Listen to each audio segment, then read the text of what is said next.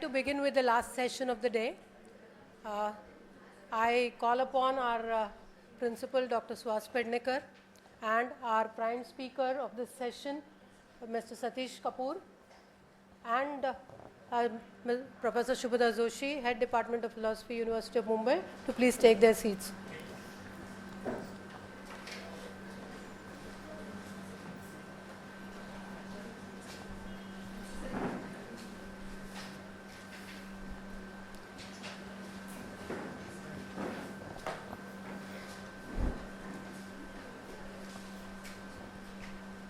I first request our principal, Dr. Swami Vivekananda, to welcome Mr. Satish Kapoor with floral compliments.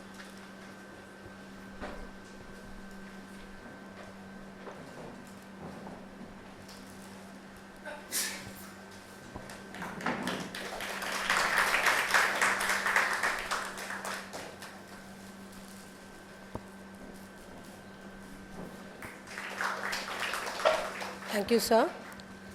Now I request our Dr. Anjali Belande, Head of the English Department, Ramnaran Ruya College, to introduce our prime speaker, Satish Kapoor. Anjali, please.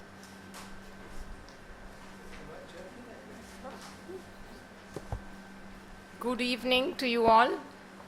It's a great privilege for me to be able to introduce somebody of the eminence of Dr. Satish Kapoor. A very warm welcome to you, sir, to Ruya College. His CV ran into more than 20 pages, and it was a wonderful exercise for me in summarization. I have attempted to capture the essence of his varied achievements for you today. Dr. Kapoor currently is the local secretary of Dayanand institution, Solapur, as you probably are aware. He has a very rich teaching and research experience of 35 years, both in India and abroad, which I think is a wonderful qualification. His MA dissertation was on Vivekananda, Swami Vivekananda, at Chicago Parliament. And moreover, his PhD dissertation or thesis was on the impact of Swami Vivekananda on the West, which obviously shows us how he is perhaps the most befitting scholar to sum up today's session. The whole seminar, as I can feel, I was there for the morning session, the keynote, and it was truly electrifying. When I came back after attending to some of my duties, I felt that the whole atmosphere was so charged, and I think this is going to be the crowning glory now from Dr. Satish Kapoor. I was glad to know from his CV that he has contributed as many as 60 entries to the Encyclopedia of Hinduism. This was part of a project which was initiated by the India Heritage Research Foundation, University of Virginia, USA. So that, I think, is a fantastic achievement. Not only that, there are two other encyclopediae that he has contributed to, and that has been listed in his CV. It's truly impressive. One should go through it just to get a feel of what kind of mind and spirit we have here amidst us. His research interests include Ayurveda, mysticism or comparative religion, and also regional history, as well as Indian history and culture. He's the author of 4 books, of which I will only mention one since it's directly relevant to our seminar. It is entitled Culture, Contact and Fusion, and the subtitle is Swami Vivekananda in the West. There are, of course, innumerable scholarly articles in national and international journals and all kinds of publications, and truly it would be a wonderful journey to go through at least some of these.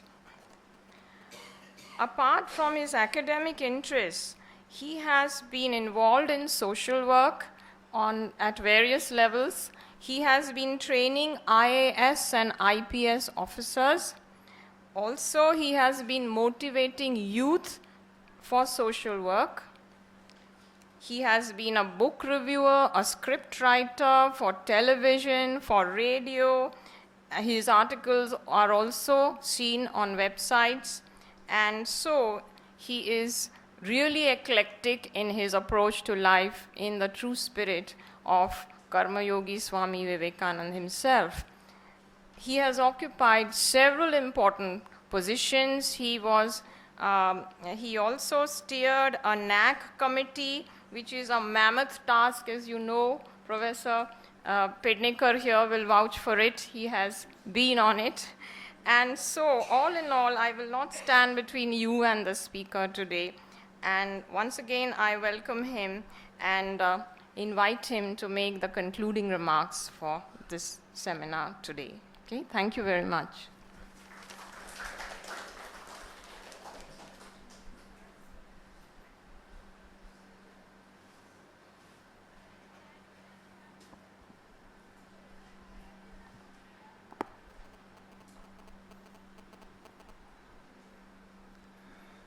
Esteemed Principal of Ruya College,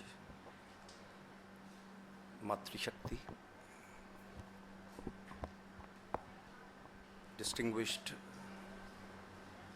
panelists, speakers, students, brothers and sisters.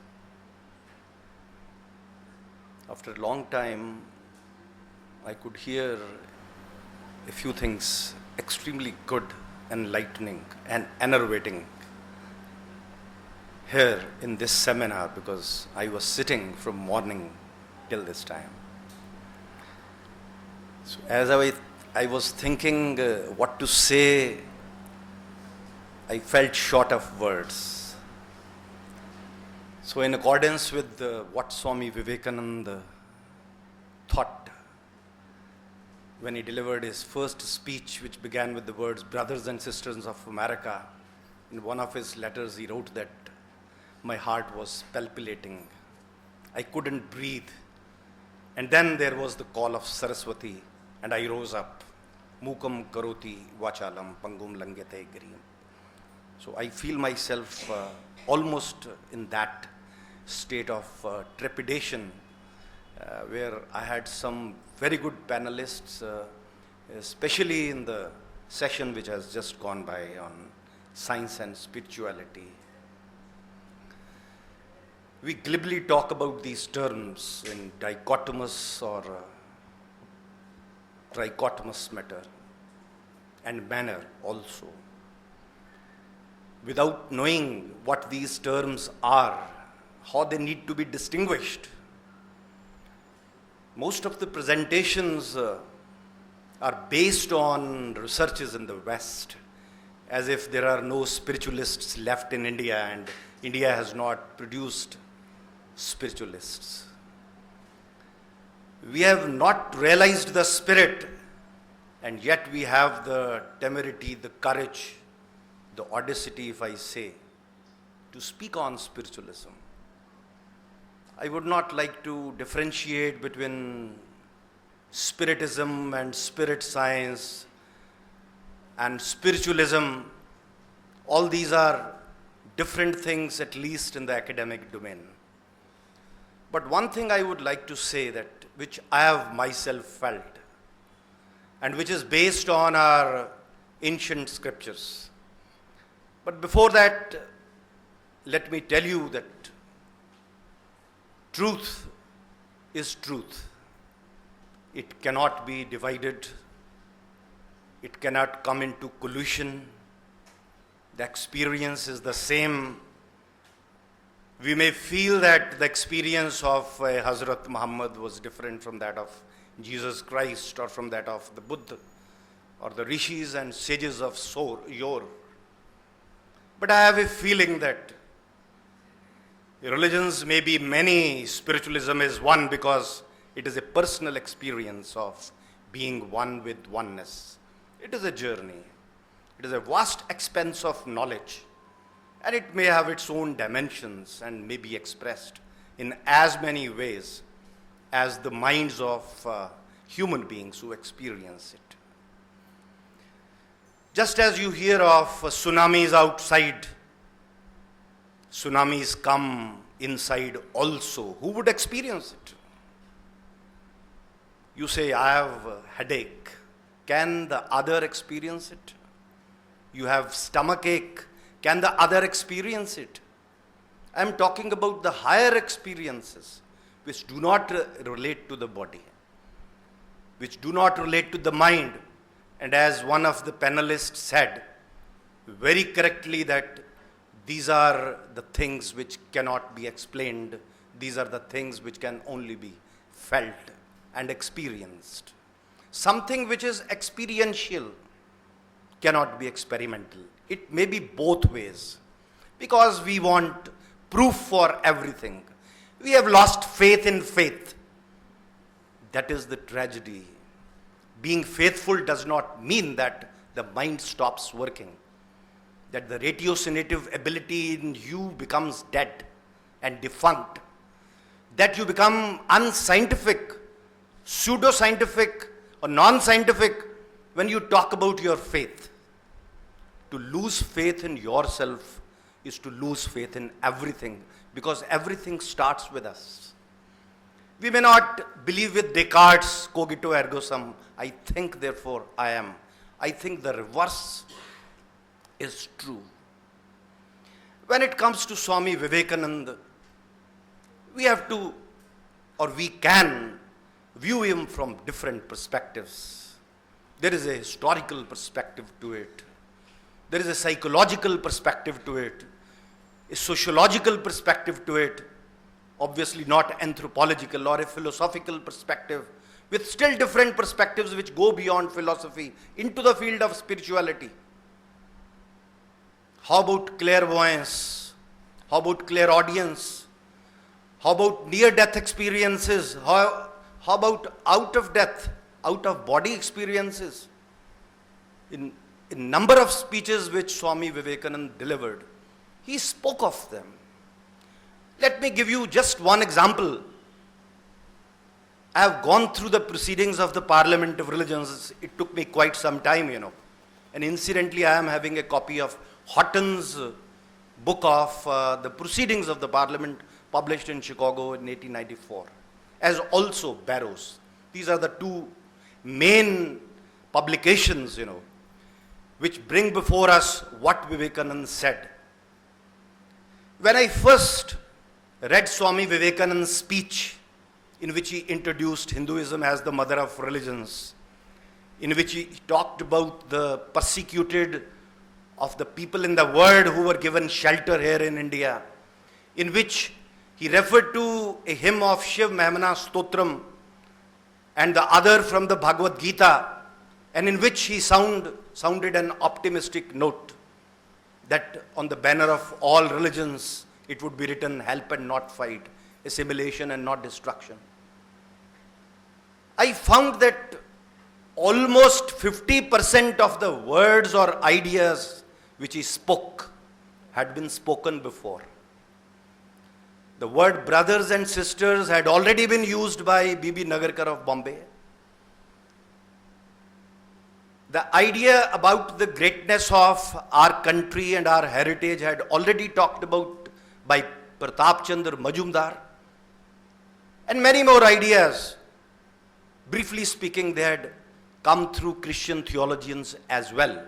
But how is it that Vivekananda excelled everybody, that he spoke reluctantly just for 3 minutes, and the house was in fact stormed, if I use that word. He is the greatest figure in the Parliament of Religions. That is what one of the American papers wrote. And another wrote, after hearing him, we feel how foolish it is to send missionaries to this learned nation. I tell you one thing, the words are never important. They are important at the material level, at the cognitive level. But the words, they act like arrows. They pierce through you. There are words which sound beautiful. A number of terms which are now in vogue, which are now in fashion, in philosophical and sociological circles all over the world, and which we fortunately and unfortunately borrow from the West. All those words at the most strike the mind and we say, wah, wah, wah. But then there are words, the same words spoken by a seer, a prophet, a monk, brahmachari, a man, the disciple of Sri Ramakrishna, who had encompassed the past of 2000 years of human history. Those words coming from a man of fire and flame, they ignite the spark that lives. This is what is important. Science may see the outside. Science, I mean, whatever you can feel, touch, experience, experiment on. But then there are other things, the power. Take, for example, Sri Ramakrishna Paramhans. Was he physically beautiful? Was he a PhD in spirituality or religion? What was he? An ordinary priest in the temple of Kali at Dakshineshwar. But then he had the insight, he had the vision. Without studying the subjects, he knew the subjects. Without knowing about the external, he knew about the external through the internal, because knowledge comes from within. Here in the colleges, knowledge is just being put into the minds of students as we are putting letters in the letterbox. We do not allow the things to come out. And herein lies the relevance of people like Swami Vivekananda. Today morning, Vivekananda's concept of education was being discussed. I would not like to delve into each and every topic in detail, it is not possible. But the word that it is the manifestation of divinity in man, the divinity which already exists.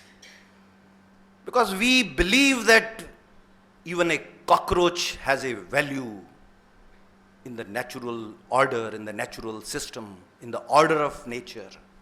Even the flies and ants and mosquitoes, they have a place in the scheme of the universe. Although it is quite unfortunate that we want to get rid of them. And we would not scientifically try to validate, nor is it possible why the mosquitoes and cockroaches, flies and such insects were created. The more man grows anthropocentric, the more grow his problems. One thing which Swami Vivekananda emphasized at the platform of the Parliament of Religions was that man is not a sinner. Don't take it in the sense that he criticized Christianity, although he did criticize the sort of Christianity which was prevailing, which is evident from some of his observations. You are not Christians, go back to Christ. Where has your Christianity succeeded without the sword? Show me one place in the word, one.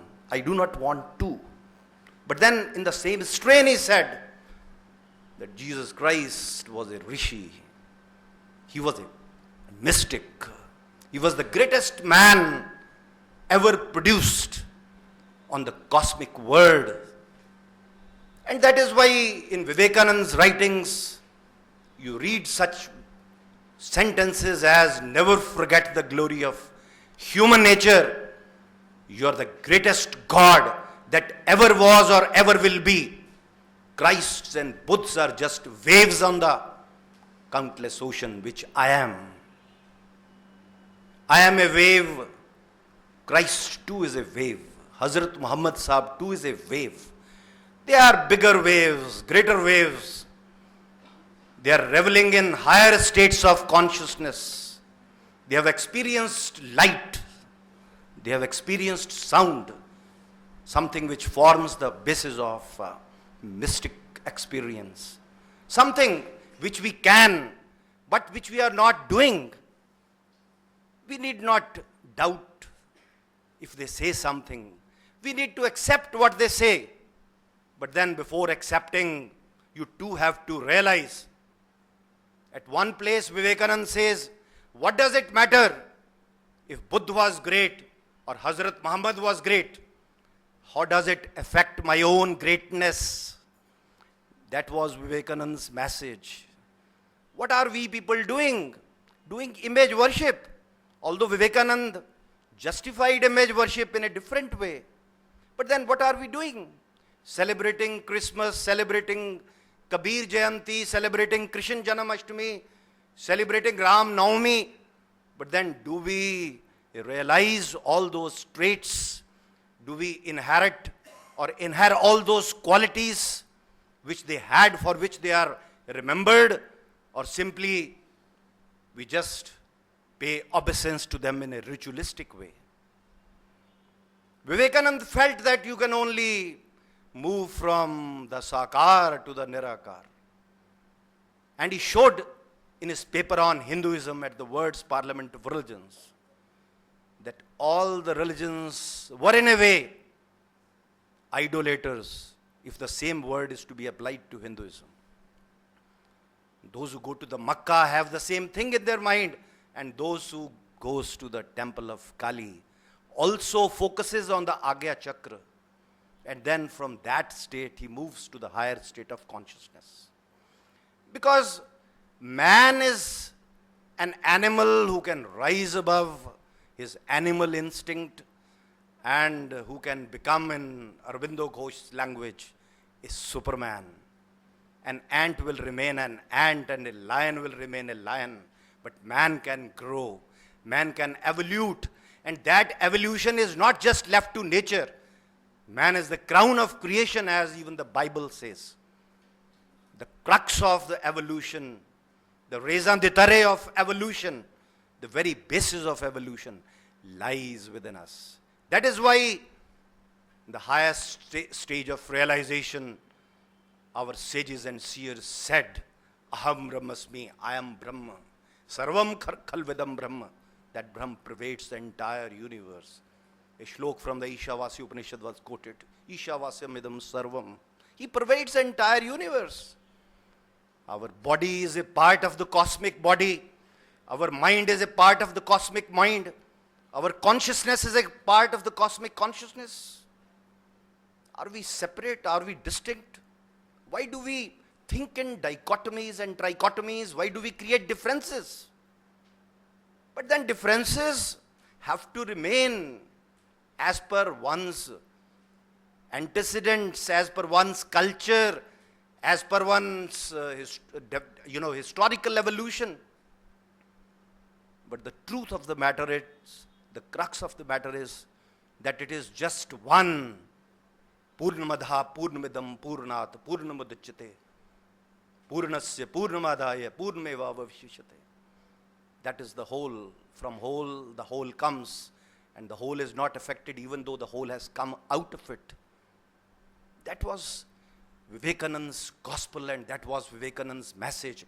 Although it has been interpreted differently by different people in different situations, the reactionaries have interpreted Vivekananda in their own way, the missionaries in their own way, the Kshatriya Hindus and others who take pride in the fact that he was the prophet of nationalism. They look into only those facts which can prove that he was a nationalist and that he had a political mind. And also I went through one book by Dr. Santavana Das Gupta, The Economic Philosophy of Swami Vivekananda. So many aspects of Vivekananda's personality are being discussed, and they'll continue to be discussed, especially when a few years later, 150th birth anniversary of Swami Vivekananda is going to be celebrated. Let me tell you one thing. Swami Vivekananda was a great unifier. He was a great reconciler. He was a synthesist. And he was what he was. And he asked everybody to be what you are. Don't try to be in another man's shoes. There are people who have a devotional set of mind. They cannot be jnanis. So they can realize God through bhakti yoga. But those who have a developed ratiocinative faculty can move through the Gyan Marg, and then finally for everybody you have the Karam Marg, and nowadays so many margs are created and religion has become a commodity, and there are markets of God on television and outside, everybody trying to earn a few bucks by talking about the things about which he or she does not know a bit. Vivekananda wanted everybody to realize his own divinity. Vivekananda wanted everybody to know what he is. You are not the mind, you are not the senses. They are just the instruments in the time, space, causation process. What you are the soul, the homunculus, which means man within man. You have to realize that, you have to understand that. Nowadays we see youngsters having the problem of depression. Nowadays we meet people who have retired and who feel that they have wasted their life. Even after 60, even after reaching the age of superannuation, they do not know what to do and why what they were doing before, whether it was right or wrong. They are goalless, and they are also clueless about the goal. They move from one quarter to another. Sometime it is a religious quarter, sometime it is a political quarter, or maybe some other quarter, even a social service organization.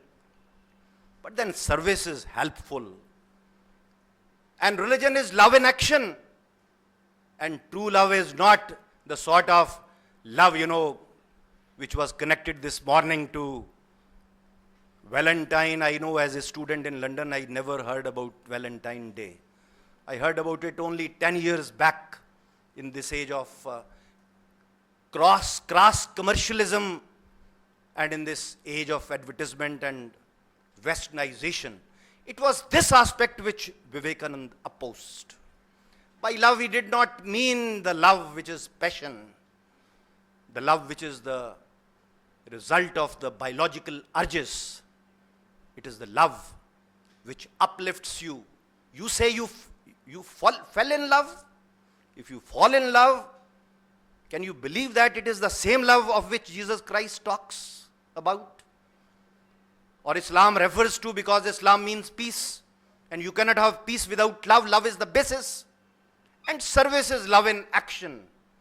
And religion has to be connected. Do not go into the etymological or epistemological aspects of it. Because if religion is not creative, if religion is not practical, if religion cannot bring about harmony in lives, it is not religion. It may be something else.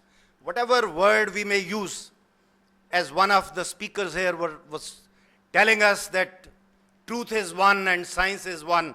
You just cannot say that it is Hindu physics and it is Muslim physics. Physics is physics. Spirituality is spirituality. And I would appreciate if a man who has attained to that of spirituality would talk about spirituality and then compare it to science. Present day, what we have before us are concepts about which we do not know, which we have not experienced. Gunge ko gud ka swad. We have not seen good, sweet. I do not know how to translate that Punjabi word into English. But then we talk about it. Dhai akshar prem ke pade so pandit hue. To be a pandit, you need not be a scholar in the Vedas. A scholar in the Vedas can be a pandit in the literal sense of the term. You just cannot read the Quran and get the content of it. You just cannot go here wire, speaking about the love aspects of Sri Krishna, unless and until you understand the deeper meaning, the deeper implications of all these things. Swami Vivekananda was not just a man of fire and flame. Don't think that he was an angry man, a disgruntled man, a dissatisfied man. He was a man from whom something was pouring out, and what he came to him, he delivered. He got all that with the grace of Sri Ramakrishna, as also as a result of his past actions, righteous actions, whether you believe in them or not, as a matter of theory. You just cannot say that this is the theory in physics and I would not believe in the law of gravity because it has come from a Christian. It is never possible. You just cannot say that this theory of evolution, as it has come from Darwin, you may disagree with it to some extent, but then theories are theories, and mind is in the habit of constructing theories. And the more the minds, the more the theories. And unfortunately for educationists, as we all are, our minds are developing, but our hearts are shrinking. And Vivekananda clearly pointed out that whenever there is a tussle between the mind and the heart, believe in the voice of the heart. By the word heart, he did not mean the heart which pumps blood, some lady was saying here. It is the voice of your conscience. I am not a spiritualist in that sense of the term, and I would not equate myself with any of the great seers and prophets. But many times I have felt and I have experienced, because I leave my mind blank and open, my mind becomes a radar and messages come. I am no lead beater, I am no man from the Theosophical Society like Madame Blavatsky, but it is a fact. Everybody has an inkling. Everybody can read himself. You say that I am feeling very happy at the moment. What is the reason? Whether you are a scientist, a professor, or somebody else, if you are interested in the science of spirituality, you need to go deep into the very root of that emotion which suddenly emerged and for which there was no cognitive or ratiocinative aspect. Swami Vivekananda linked religion, or you may call it spirituality, with social service. And at one place he says that a country where millions of people live on the leaves of maua plant, is it a country or a devil's dance? He spotted certain things in the West. It is the same as we do. When we are talking to our neighbor, we speak good of our son and daughter. But when we get back, we scold our son. In a number of lectures which Swami Vivekananda delivered in America, and of which I had the opportunity to go through, I found that an ordinary person may find contradictions, justifying caste outside India, the idealistic aspect of it, and condemning caste in India. I would not like to just go into detail as to what he said, but I would tell you what you may like to hear. In one of his communication, he writes, "You're not Vedantists, you're not Tantrics, you're not Puranics, you're just do not touchists. Your religion is in the kitchen, your God is the cooking pot." Can there be a greater statement than this? But in the same vein, he justified Varna Ashram Dharam. In India, we are in the habit of idolatry. We have our own pegs where we hang our ideas on. And when we condemn in wholesale. And when we praise wholesale. I had the chance to read the translation of Homo Hierarchicus by Louis Dumas. Some professors are here. He justifies caste. Caste has its roots in the Purush Sukta. When I was a student, I had the feeling that perhaps it was an interpolation. When I read it myself subsequently, I felt that it speaks of God.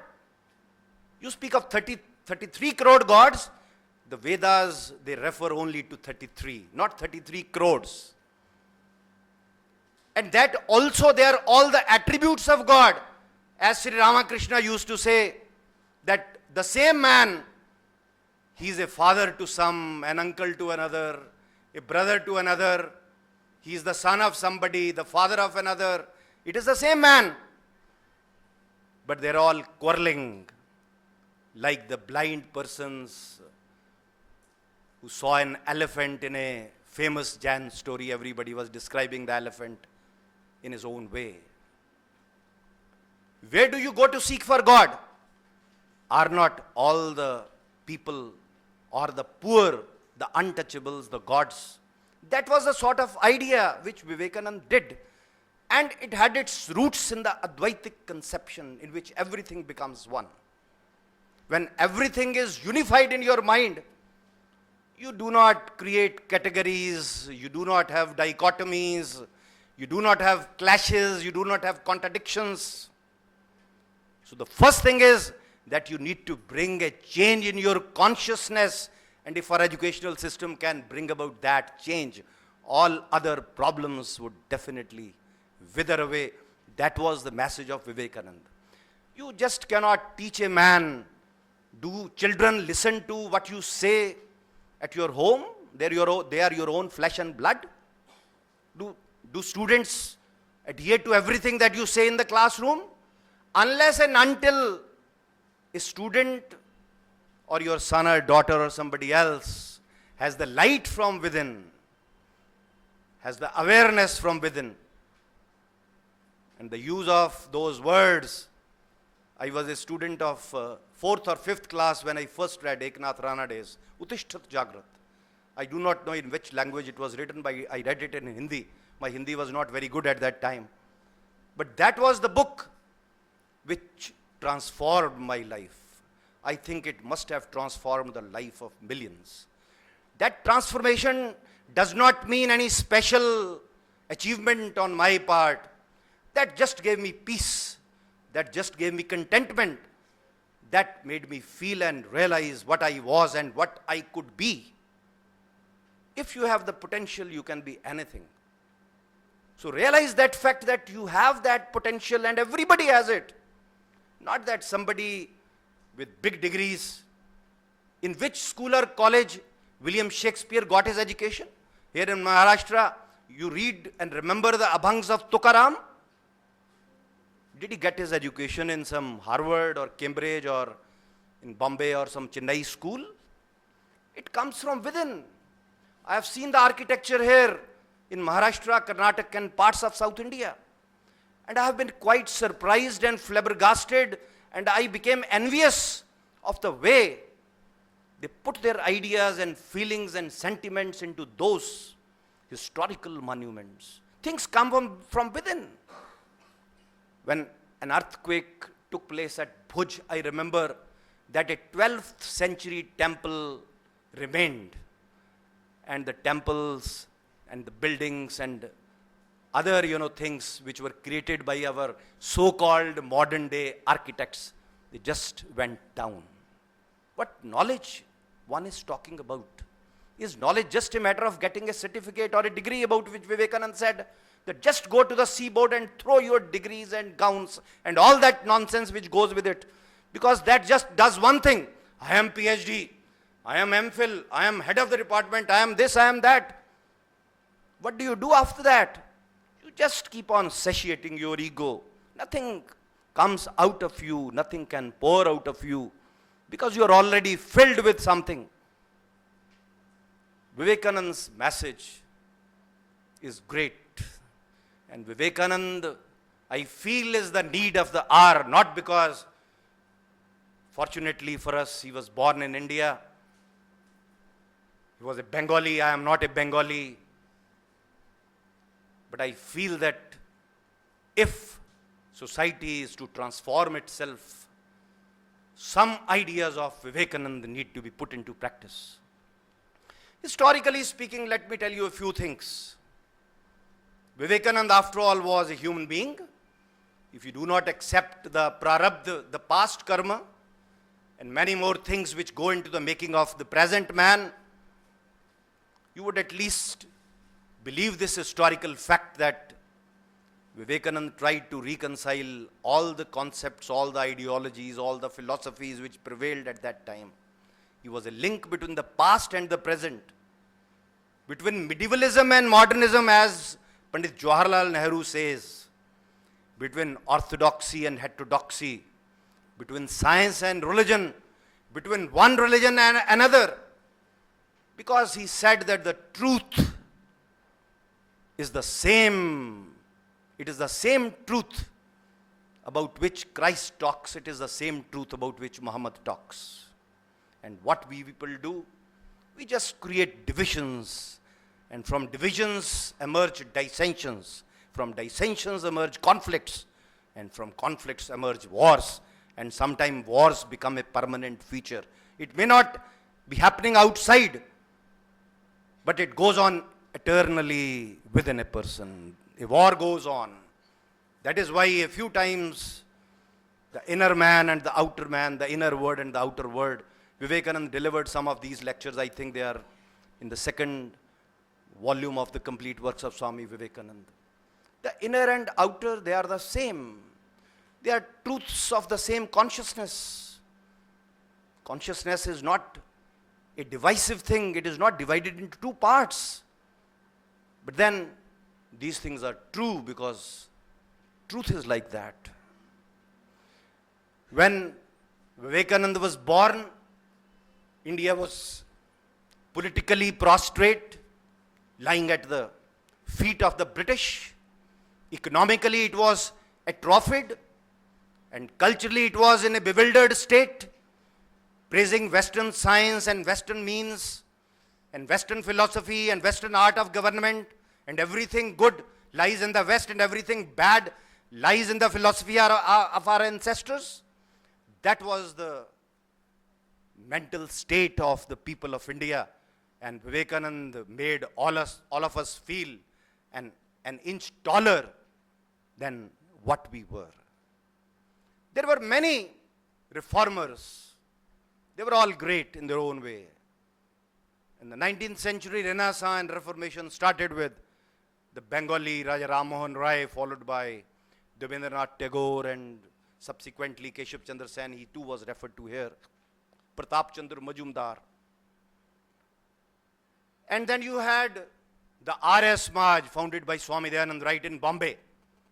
I come from the Arya Samaj. And then you had many more people like Atmaram Pandurang and M.G. Ranade and many more. All these were responses to the Western challenge. If I apply the terminology of Arnold J. Toynbee, challenge and response theory, that a nation receives a challenge and its survival or existence depends on how it responds to those challenges. What I feel is that the Brahma Samaj of Raja Ram Mohan Rai, if Vivekananda is to be considered a reformer, it was a rational response to the Western challenge. The response of the Arya Samaj was a bit militant, because Christians and Muslims, they were poking their nose and trying to bring about bad things from the Hindu scriptures, and Swami Dayanand did the same to them. And in two samullas, or two chapters, last chapters of his Satyarth Prakash, he took a dig at Islam and he took a dig at Christianity. Not that he spared Indian religions. Let me make it clear also at this stage that you need to distinguish between religion and dharam and sampradaya. This morning there was a discussion on this, but the word dharam was not used. And we have very many scholars of Sanskrit here. What is dharam? Dharam is not sampradaya. Dharam is righteousness. Dharam is the supreme law, the natural law. Dharyati iti dharma, that which upholds is dharam. Dhriti kshama damo asteyam shacham indriya nigraha. Dhir vidya satyam akrodho dashkam dharam lakshanam. These are the 10 attributes or characteristics of dharam, which can belong to any religion. These are only, you cannot call them moral commandments, because you do not find a commandment in all these things. These are only lakshan of dharam. You can have as many sampradayas as you want, because everybody will have his own experience of the divine. Everybody will have his own lineage of people who realized the supreme reality, but then the principles of righteousness, the law of divine being, it remains the same. We have entered into the 21st century. We talk about globalization and whatnot, but the sun continues to rise in the east. It is not in the hands of economists or planners or somebody else, especially Americans, that they would make it rise in the west, because they're all doing silly things. Not Americans, everybody, all those scientists, sorry for that. Because we are delving into the things and wasting our time and energy on those type of researches which do not matter and which are just trying to take the gin out of bottle. What Vivekananda said was that science has its place, and science must have its place. And if science is rooted in experimentation, experiments must be done. But experiments are made even in the field of spirituality. It is a path, as somebody pointed out here, yam niyam asan pranayam pratyahar dharana dhyan samadhi, the ashtang yoga, or many more things, which normally occur and which provide the methodology to spiritualism. Another important thing which I would like to mention about Swami Vivekananda is his vision of India. He was not a pessimist. He never said that India is just like that and India would remain like that. He always felt that this motherland, it was rising to great heights, that it was rising to a new crescendo, that a spiritual transformation was slowly and gradually taking place, for which he did a number of things. As I told you, that he said that, why do you go to the banks of the ages? Can't you see God in human beings? And Ram Krishna Mission and other organizations relating to Ram Krishna, Vivekananda, Mahasharda, they rely on two principles. Religion is not meant for empty bellies. And secondly, if you want to serve God, serve man. Don't trace the concept of service. What we academicians do is tracing it to Christianity, tracing it to Judaism, tracing it to Zoroastrianism, tracing it to the Greek age, just to establish its antiquity. To serve some other is a natural urge. And since the origin of man, it must have been there. All feelings, all emotions, all passions, all sorts of ideas. Not that we sometimes we try to divide history into a number of areas. We say this is the age of science, this is the age of reason, this is the age of enlightenment. As Will Durant and Ariel Durant have done in their 12-volume history of civilizations. It is not like that. Even when man was primitive, man was scientific, in your eyes he looks primitive. You can see technology even in Harappan civilization. You can see science even in the Vedas. And you can see all those things in a minuscule form in all the ancient scriptures or in medieval scriptures. And they were the result of intuition, not experimentation. You cannot expect a scientist either to believe in intuition or to develop that intuition or look for its methodology. It is something, there is a radar. It is not the brain. Mind is not the brain. And beyond mind and beyond brain, there is something else which you call as the ESP ability or PK ability, extrasensory perception. Ideas come, things come, discoveries come. A man sleeps and geometry is discovered. Another man has a mathematical puzzle and he speaks to his subconscious and goes to bed, and in the morning he has the answer. A number of discoveries of science and technology, they happened like that. Why can't we follow that idea? Not that this is Vivekananda's idea, but Vivekananda was the man who felt that the inner man need not be ignored. Not that you can fly an aeroplane, but you cannot rise above your passions. You can control an aeroplane, but you cannot control your anger. And you cannot control the storms which come within you. And you cannot rise to the potential which you have. The seed has the potential, you cannot see it. No scientist would see it. But put it into the ground, water it, and you will see that it grows. Things grow. Let educationists allow the children's mind, allow it to grow, We are just filling them with dirt and dust of facts. And in most of the PowerPoint presentations about Vivekananda, it was said that he speaks without notes. In those days, I know about Swami Dayanand. He used to take Brahmi and Shank Pushpi and Vacha, all those medicines which are now being sold as commercial products. There are plants and trees even in this college. But how many of us recognize the nature and characteristics of those plants? Plants speak. I have seen them. I have heard them speaking.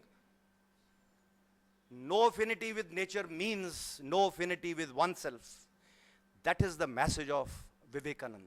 That is the deeper message of Vivekananda.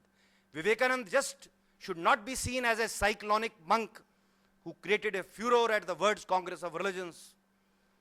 Not a revivalist. Not just a reformer like Raja Ram Mohan Rai, Swami Dayanand or Rana Day or somebody else. Not just a nationalist, because his nationalism was built around internationalism and his internationalism comprised nationalism. Loving one's mother does not mean that one needs to abuse the mother of the man who lives in the neighborhood. Nationalism and internationalism, these are the terms which we have coined. In a country where we speak of Vasudhaiv Kutumbakam, in a country where Advait Vedantists, of which Vivekananda speak of Aham Brahmasmi, can't we see God in a pahariya? Can't we see God in a poor whom we traverse under our feet? Can't we see God in the downtrodden? This is the message. But this message derives from the same potential, derives from the same philosophy, the philosophy of unity, not uniformity, a point which was raised and it was a very good point. I remember Roma Rolla was also quoted here. And I remember the words of Swami Vivekananda, after me, hundreds of Vivekanandas would be born and 100 times greater than I. On this sentence, Roma Rolla, the Nobel laureate, writes, if this is not a God man, who else? We all have to become Vivekananda. There are organizations which are working for it. There are institutions which are devoted to Vivekananda philosophy, but let not Vivekananda philosophy remain philosophy, just dry philosophy. As Vivekananda said that, I have turned Vedant into practical Vedant. If religion is not practical, if philosophy is not practical, it is no use believing in a religion. The atheist is not a man who does not believe in God. The atheist is a man who does not believe in himself. That is the message of Vivekananda. And even then, when sometime put sectarian labels to Vivekananda movement, feel shocked about certain conferences which take place in Delhi or elsewhere, maybe in Bombay also, and who perhaps mean that more seminars on Vivekananda and more such celebrations would lead to sectarianism or riots or something of that sort. That will not have happen. Study of Vivekananda or imbibing Vivekananda's philosophy in one's mind and one's heart automatically means that you understand him, that you realize him, that you believe what he said. Not just believe because he said it, but you feel it and you put that into practice. So with these words, I have to thank the organizers, both the colleges, this Ruia college and the other college where we have to go tomorrow, Vivekananda Kendra, and perhaps one or two more institutions about which I am not aware, but I am very thankful to Vivekananda Kendra Kanyakumari. Sister Nivedita is here, and I was a little bit familiar with Dr. Lakshmi M. Kumari because 10-15 years back she reviewed my book on Swami Vivekananda. Although after that I wrote a lot for Prabuddha Bharat and Vedant case. Nowadays I also contribute to Bhavan's journal. What I mean to say is that we need to put Vivekananda's philosophy into practice. not make it just a part of your curricula, not just understand it so well that you can just cut somebody's argument in a seminar and prove that he knows nothing and I know everything. Not that it raises the level of your ego.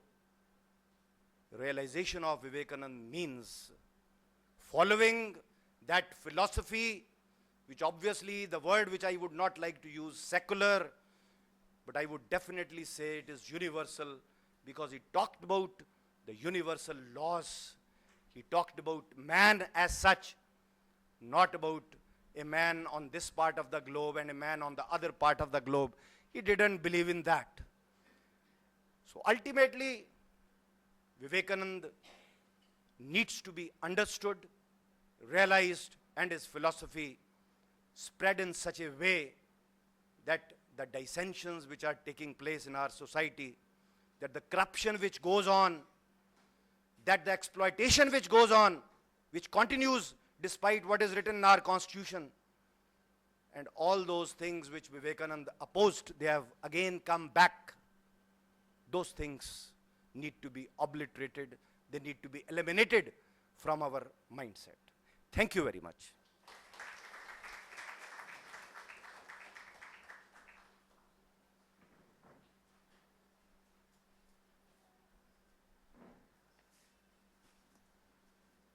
So friends,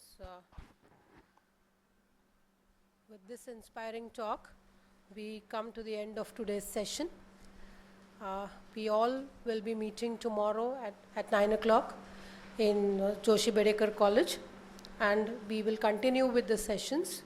We'll have the next 3 sessions there, that is Philosophy of Dynamic Reality, Vedanta and Neo Vedanta. Then we'll have Global Vision and Higher Values, and the last session will be on Management of Self in Society. So see you all tomorrow by 9 o'clock at the Joshi Bedekar College. So on behalf of my institution, that is Ramnarayan Ruya College, I would like to thank all of you for making these 3 sessions very, very interesting. I would like to thank all the paper presenters and all the participants, because without good participants, no seminar is a success. So ultimately, the discussions that took place really gave meaning to the seminar, and I hope all of you will join us tomorrow and help us make this entire exercise fruitful. Thank you very much.